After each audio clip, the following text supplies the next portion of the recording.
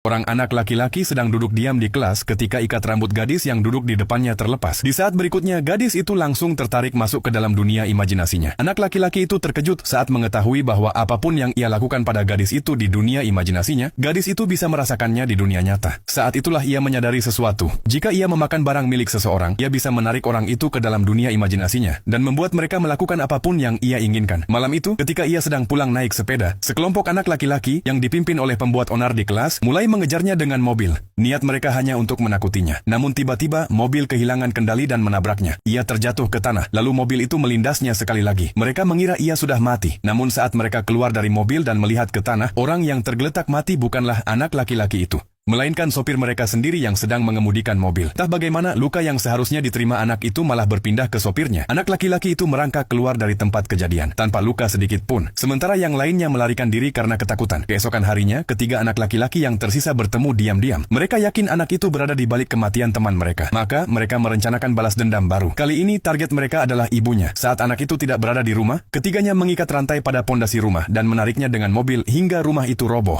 Namun mereka tidak tahu bahwa saluran gas di rumah tersebut sudah bocor. Ibu anak itu terjebak di dalam dan tidak bisa keluar. Terjadi ledakan besar dan seluruh rumah terbakar habis. Ketika anak itu pulang, semuanya sudah terlambat. Ia menarik tubuh ibunya yang hangus dari puing-puing, tapi ibunya sudah tiada. Dengan hati yang hancur karena duka, ia menguburkan ibunya sendiri. Saat kembali dengan mobil polisi, salah satu petugas tanpa sengaja berkata bahwa kebakaran itu mungkin bukan kecelakaan. Saat itulah, ketiga anak laki-laki itu lewat lagi di depan matanya dengan mobil, tertawa dan mengejeknya, seolah-olah mereka tidak takut akan hukuman apapun. Saat itu juga, anak laki-laki itu sadar, ibunya memang sengaja dibunuh. Kini, ia tidak menginginkan keadilan, ia hanya menginginkan balas dendam. Malam itu juga, ketiga anak itu pergi bersenang-senang di tepi danau. Anak laki-laki itu diam-diam mengikuti mereka. Saat mereka sedang asyik, ia diam-diam mengambil potongan pakaian dari salah satu anak dan memakannya. Lalu ia mengambil seutas tali dan mulai mencekik dirinya sendiri. Seorang anak yang duduk agak jauh tiba-tiba mulai gemetar dan jatuh ke air, seolah-olah ditarik oleh kekuatan tak kasat mata. Semakin erat anak laki-laki itu mencekik dirinya sendiri, semakin hebat temannya kejang-kejang di air, hingga akhirnya diam. Ia telah mati. Dua anak yang tersisa tidak mampu memahami apa yang sebenarnya terjadi. Namun ini baru permulaan. Anak laki-laki itu telah memutuskan ia tidak akan berhenti sampai setiap orang mendapatkan hukuman atas apa yang telah mereka lakukan.